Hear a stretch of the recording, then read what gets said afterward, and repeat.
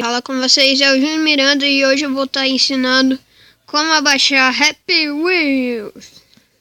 Bom pessoal, dá pra baixar de celular, dá pra baixar em qualquer celular, tablet, qualquer coisa. No computador eu acho que não dá. Gente, vocês vão vir na Play Store.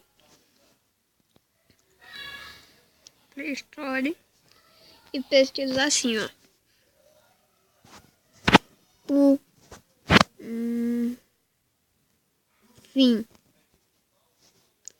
Puffin. Aí, é isso mesmo? Aí, aperta na lupinha para pesquisar. E é o primeiro aqui, ó. Como o meu já está instalado, depois que o seu instalar aí, você abre.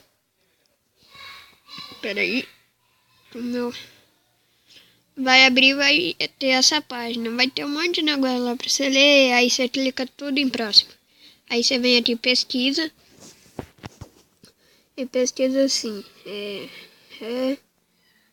Happy Wheels. A primeira é só você botar HAP. Pronto, vai aparecer.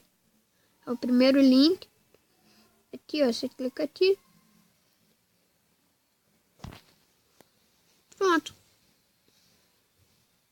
Você vai jogar normal. Aqui ensina como jogar. Gostei muito de Happy Wheels pro telefone, cara.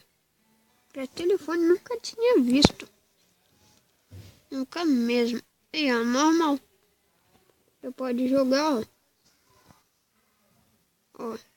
Aqui os mapas. Bem legal mesmo. E para você botar em tela cheia, você clica nesses 3 pontinhos. E teatro. Pronto.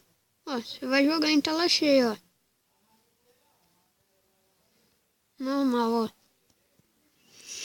E bom, pessoal, foi isso. Espero que vocês tenham gostado. Se você gostou, não se esqueça de se inscrever no meu canal Júnior Miranda. É isso. Valeu e fui.